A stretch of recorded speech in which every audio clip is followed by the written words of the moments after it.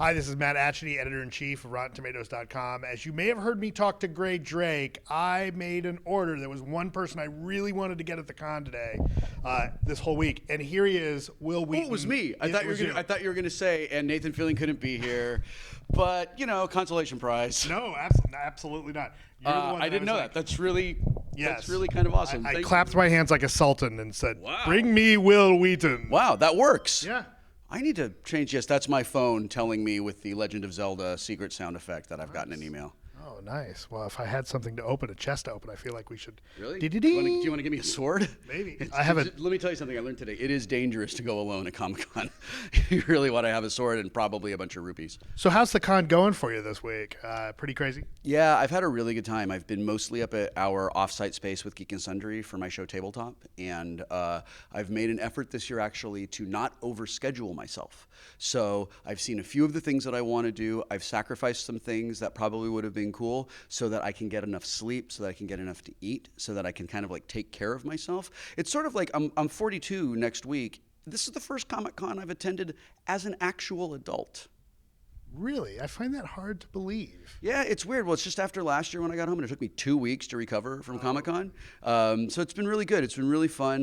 Today I saw probably my favorite cosplay I've seen this year was a group of people dressed up as the Batman villains from the 1966 television series. The guy who was cosplaying as Cesar Romero's Joker even had a mustache with the makeup over it. Oh, that's awesome. It was so perfect and so great.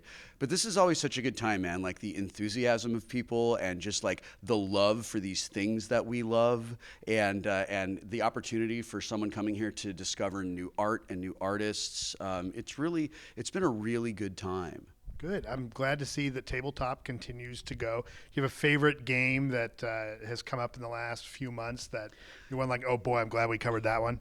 Well, last year after we wrapped production, 2 games came out, a game called Love Letter and a game called Coup. And they're both very quick bluffing games and sort of in the style of Resistance, which we had played last season. And they're so good that we're putting them on Tabletop in Season 3, which will begin production later this year.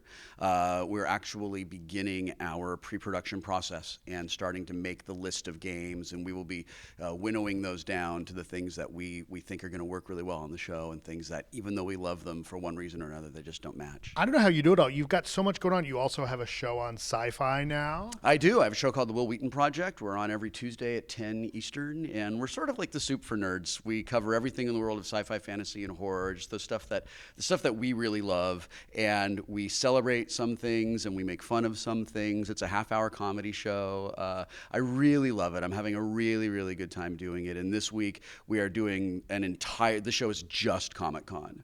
So we have our friend Jimmy Pardo has been walking around meeting people and talking to people in line and playing games with people and doing silly things. We'd had a huge Sharknado 2 party last night that Sci-Fi hosted that I got to go to and got to talk to all these people that I was like, you realize you're talking to the Wil Wheaton Project. We're not a big important show. You understand. Like, but it's Wil Wheaton. And they were like, no, but we love it. And it's been really fun. It's been really cool. So yeah, the show's great. We've been on for 10 weeks and we'll be on for another 3, and then we find out if we get to do more. So fingers crossed. So make it happen, everybody out there. I also hear from Aisha Tyler that you're working on a beer. Yeah, Aisha Tyler and Drew Curtis and I collaborated to brew a beer earlier this year. It's called Woot Stout 2.0. It is an Imperial Russian stout made with pecans and rye malt and wheat malt and chocolate liquor in the whirlpool at the end.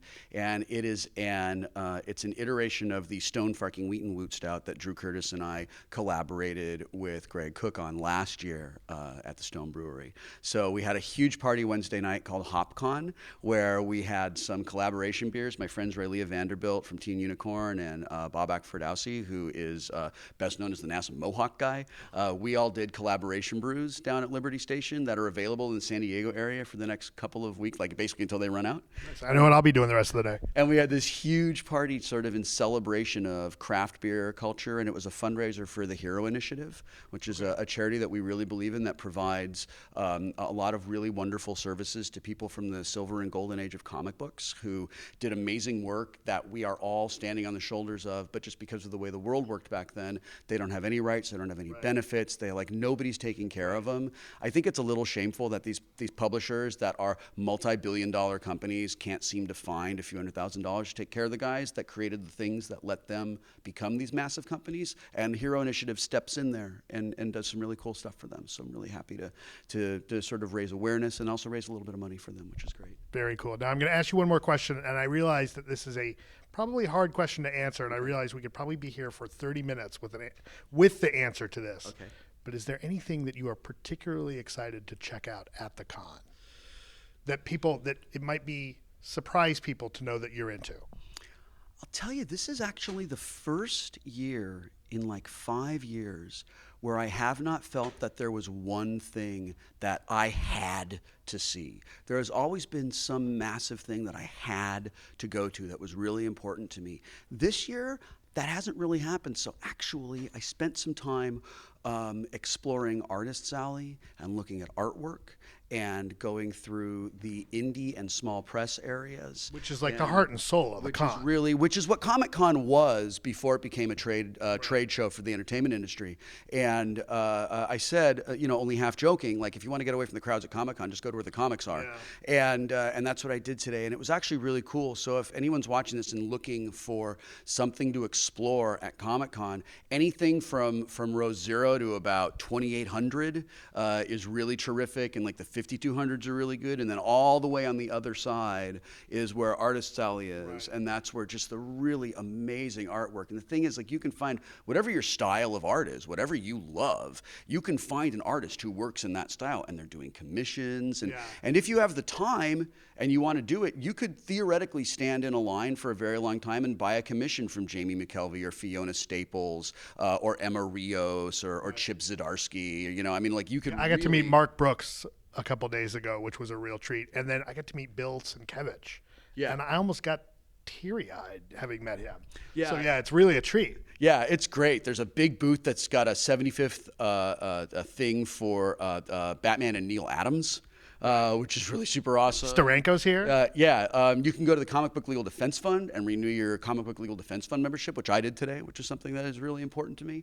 But if you get away like from a lot of the huge big things, which are in their own way are really super cool, you can find some things that still feel to me like the world doesn't care if I go and watch Guardians of the Galaxy, but if I go and meet one of the artists who worked on the book, that's a really wonderful kind of connection that I can make, And if I can go and sit down and talk to some of the guys at Slave Labor Graphics or at like Oni Press and get to see these small or Top Cow or something. And see these small books. I got to meet Matt Kint last year, and he did a book called Super Spy, and then he does mind management, and just to get to see those guys and talk to them and buy art from them. And it makes the experience of reading those books so much more immediate, doesn't it? Yeah, it really does, because when I talk to Matt about like how did you draw that, and he shows me, and he's like, well, here, let me show you, and he pulls out, and it's pen and watercolor and stuff, and it's just like that's.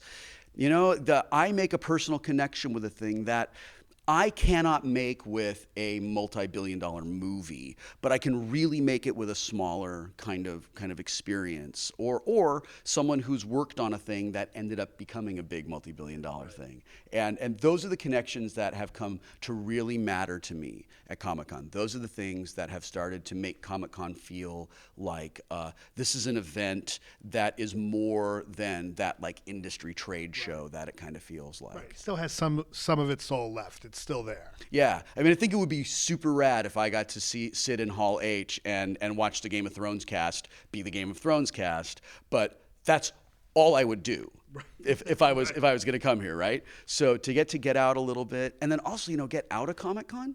There's so much cool stuff going on outside of Comic-Con. There's the Walking Dead zombie escape. Right. They have this huge like play area with like Sin City stuff and Adventure Time stuff. The laser thing that the Nerdist guys are tag that Nerdist is doing, Nerd HQ that Zach Levi does. We up at Geek and Sundry have a big tabletop gaming thing, and like we have guys from The Witcher and Logitech there, and that Assassin's Creed obstacle course looks like so much fun.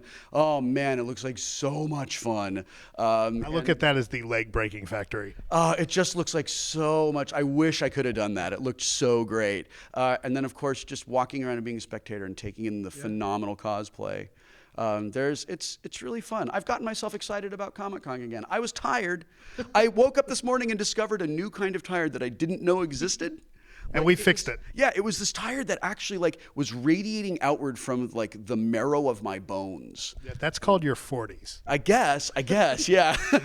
I feel your pain. And then I looked at my Fitbit, and my Fitbit was like, "Good job, man! You slept for 9 hours last night." And I was like, "Wait a minute, then why am I this?" Yeah. Right now I know why. Yeah. But now I'm excited again. Good. Thanks for that. Good. You're welcome. You're welcome. Well, I know you're a busy man. You got a lot to do. Wil Wheaton, thank you It's very a real much. This pleasure. is a real treat. Yeah, thank you. Thanks a lot.